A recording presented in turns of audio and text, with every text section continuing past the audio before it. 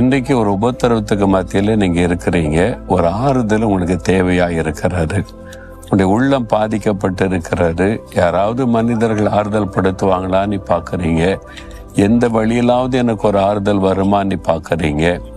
நம்ம எல்லாருமே உபத்திரவத்தின் மத்தியில போகும்போது நம்முடைய உள்ளத்தில் ஒரு ஆறுதலுக்காக மனசு இயங்கும்.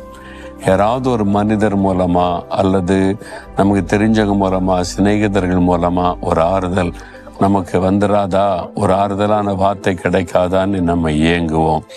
அது மாதிரி ஒரு ஆறுதலை தேடுகிற நிலைமையில நீங்க இருக்கலாம். உங்களுக்கு ஆறுதல் இயேசுதா உங்களை சந்தித்து கொண்டிருக்கிறார். இப்போ உங்களோடு பேசுகிறார். மகளே, உனக்கு ஆறுதல் நான் தான். மகனே, உனக்கு ஆறுதல் நான் தான். உனக்காகத்தான் சிலுவையில் ரத்தம் சிந்தி காயப்பட்டு எல்லா வேதனைகளையும் சுமந்தேன்னு சொல்ல, நான் உனக்கு சகலவிதமான ஆறுதலை தருகிற தேவன்னு சொல்லுகிறார். இயேசுவே, நீரே என் ஆறுதல்னு சொல்லுங்க, பொழுதுல பெரிய மாற்றம் வரும். ஆண்டவர் சொல்ல, மகனே மகளே, உன்னை என் உள்ளங்கையில் வரைந்து வைத்திருக்கேன் ஆண்டவர் சொல்லுகிறார். அதுதான் ஆறுதலான ஒரு வார்த்தை. சொல்லுங்க, இயேசுவே, எனக்கு வரக்கூடிய சகல உபத்திரவத்தில் நீர் தான் என்னுடைய ஆறுதல். என்னை உம்முடைய உள்ளங்கையிலே வரைந்து வைத்திருக்கிற அன்பிற்காய் ஸ்தோத்திரம், ஸ்தோத்திரம், ஸ்தோத்திரம்.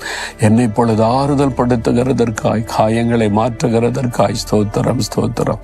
இயேசுவின் நாமத்தில் ஜெபிக்கிறேன். ஆமேன், ஆமேன்.